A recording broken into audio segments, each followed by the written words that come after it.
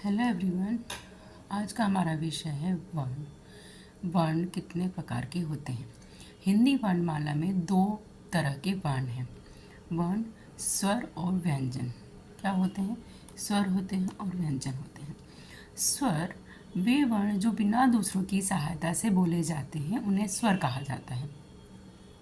मतलब हमने पहली क्लास में पढ़ा था कि जो साउंड है ना, भाषा की सबसे छोटी इकाई क्या है?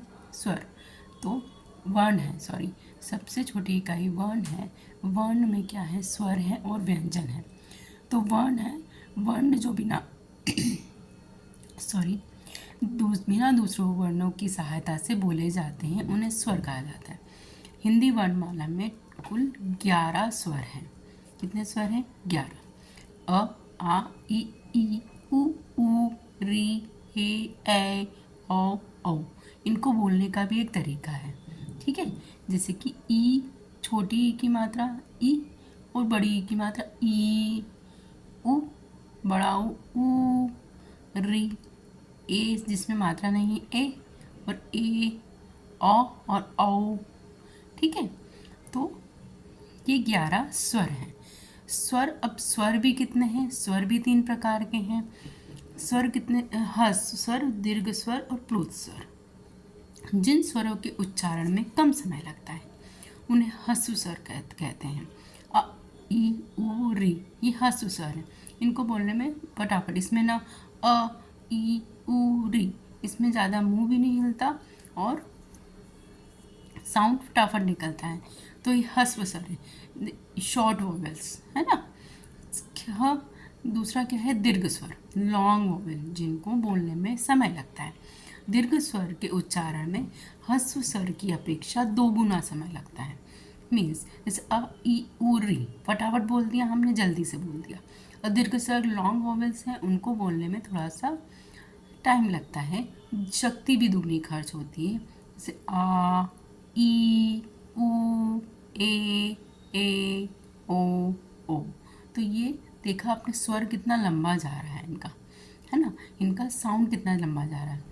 तो ये क्या है? दीर्घ स्वर है, लॉन्ग वोवेल।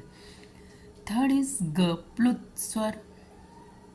इन्हें बोलने में ह्रस्व स्वरों से और ज़्यादा तिगुना समय लगता है। समझ गए? सबसे कम समय लगता है ह्रस्व स्वर में अ, ई, उ, री। दीर्घ स्वर आ, ई, उ, ए, औ। ये हैं दीर्घ स्वर, इनको बोलने में दुगुना समय लग रहा है। तीसरा है प्लुत स्वर, जिन्हें तिगुना समय लग रहा है। जैसे आ का साउंड लंबा, ई, उ, ओ, ओम। जैसे कि हम जब मेडिटेशन करते हैं या ओम की ध्वनि निकालते हैं, हम उनको उसको लंबा खींचते हैं, ओम। तो ऐसे स्वर को तीन तीन का अंक लगा दिया जाता है। 3 का अंक इसलिए लगाया जाता है क्योंकि ह्रस्व स्वर, ये इनको बोलने के लिए 3 गुना समय लग रहा है, इसलिए हम इनको 3 लगा रहे हैं आगे। देखिए, जैसे ओम, तो उसमें हम 3 लगाया है, मतलब ये लंबा चलेगा, ठीक है। 3 का अर्थ है 3 गुना शक्ति, समझिए। 3 गुना शक्ति है, इसलिए ओम में हम 3 लगा रहे हैं, है ना। तो ये ह्रस्व, दीर्घ और प्लुत स्वर, ये 3 प्रकार के स्वर हैं। अब स्वरों की, स्वर बोलने में तो पता चल गया कि कैसे बोलते हैं। अब इनकी मात्राएं भी होती हैं, हमको रिटर्न भी तो लिखना है हिंदी में। तो वो कैसे लिखते हैं? स्वरों के जिन चिन्हों का प्रयोग व्यंजन के साथ किया जाता है, इन चिन्हों को मात्रा कहते हैं। अब स्वर तो है आ, ई, ये समझ हमको समझ में आ गया, पर स्वर के साथ हम चिन्ह भी लगाते हैं, है ना। उनका प्रयोग व्यंजन के साथ किया जाता है, उन चिन्हों को मात्रा कहते हैं, ठीक है। व्यंजन के साथ में जिन चिन्हों का प्रयोग किया जाता है, उन्हें मात्रा कहते हैं। अस्वर के अतिरिक्त सभी स्वरों की मात्रा निश्चित है ना। अ को तो वैसे के वैसे लिखेंगे, क्योंकि अ का साउंड अ, ब बोल रहे हैं, तो ब ही लिखेंगे, है ना। उसके अलावा जो भी हैं, उनके साथ में एक मात्रा लगती है जो निश्चित है। जैसे कि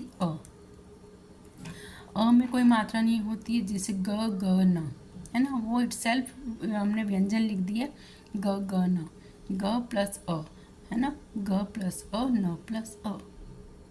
ये पूरा ग प्लस अ मिलके ग, ग प्लस अ मिल के ग, न प्लस अ मिल के न, ग ग न।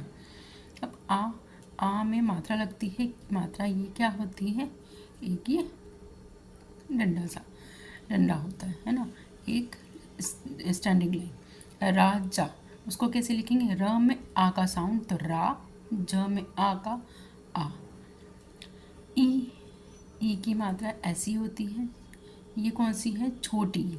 छोटी ई की मात्रा शब्द के वर्ण के आगे से लगती है। सिर स प्लस ई प्लस र प्लस अ।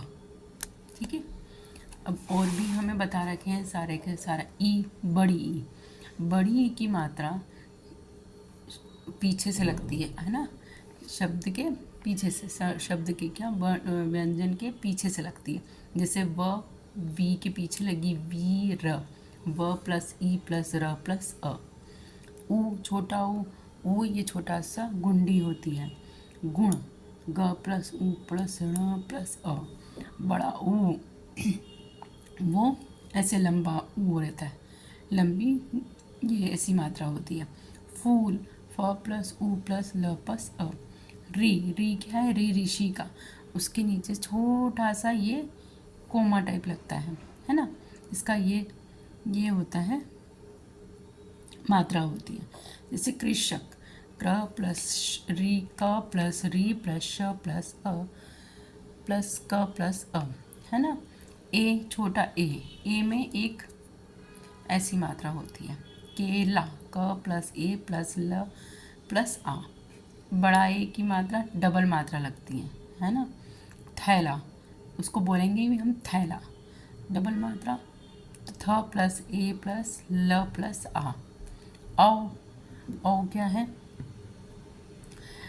ऐसी मात्रा लगती है ना, आ की मात्रा के ऊपर औ की मात्रा, ए की मात्रा पे, तो औ हो गया, आ प्लस ए औ, तो होश। औ में दो मात्रा लगती है, मौज, म प्लस औ प्लस ज प्लस अ, मौज। अब ये है, अब इनमें भी और भी हैं स्वर जिन्हें अलग तरह से लिखा जाता है। ये तो हमने 11 जो हमने स्वर बोले हैं उनकी मात्राएं हमने बताई हैं। अब और भी अलग हैं, जैसे कि अयोगवाह, और अह, ये दोनों ध्वनियाँ ऐसी हैं जो न स्वर में है न व्यंजन में। अब ये बताइए कि ये जो और अह हैं, ये स्वर में भी नहीं है और व्यंजन में भी नहीं है, इन अयोगवाह कहते हैं, है ना। अनुस्वार, इनका उच्चारण नाक से होता है।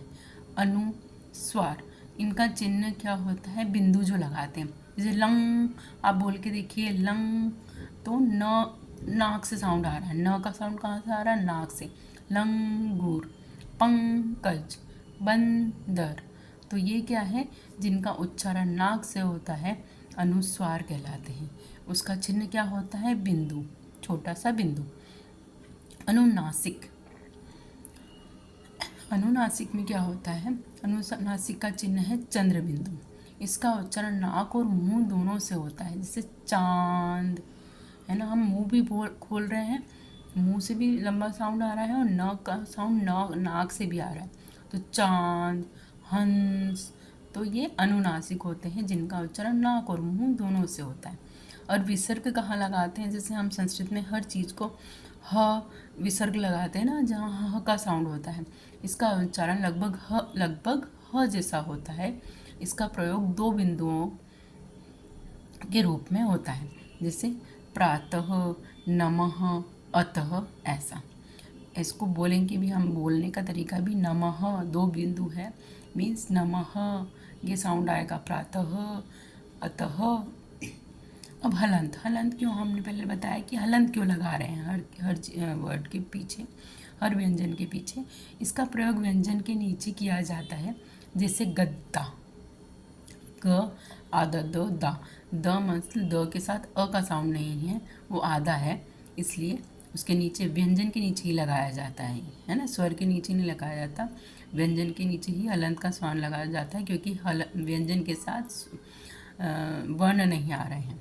उद्देश्य, चिट्ठी आदि, तो इनका द सिर्फ द ही है, द के साथ अ नहीं है, पूरा व्यंजन नहीं बन पा रहा है। व्यंजन प्लस स्वर मिलाकर पूरा का पूरा एक व्यंजन बनता है। तो द, आधा, गद्दा, उद्देश्य, चिट्ठी, उसको फटाफट बोलते हैं, आधा व्यंजन है इसलिए। आगत ध्वनि, इसका प्रयोग निम्न शब्दों में किया जा सकता है, जैसे डॉक्टर, बॉल, हॉल, ऑस्कर। अब यहाँ पे हम डॉक्टर को ओ की मात्रा न लगाकर आगत ध्वनि लगाते हैं, मीन्स ये छोटा सा चंद्र बिंदु, मतलब हाफ चंद्र बिंदु, इसके ऊपर डॉट नहीं रहता है, इसलिए उसको ओ का साउंड निकालते हैं। डॉक्टर, बॉल, हॉल, ऑस्कर, है ना। अब ये है, आज हमने पढ़ा है स्वर के बारे में। अब हम नेक्स्ट वीडियो में हम व्यंजन के बारे में पढ़ेंगे। Please subscribe my channel. Thank you everyone.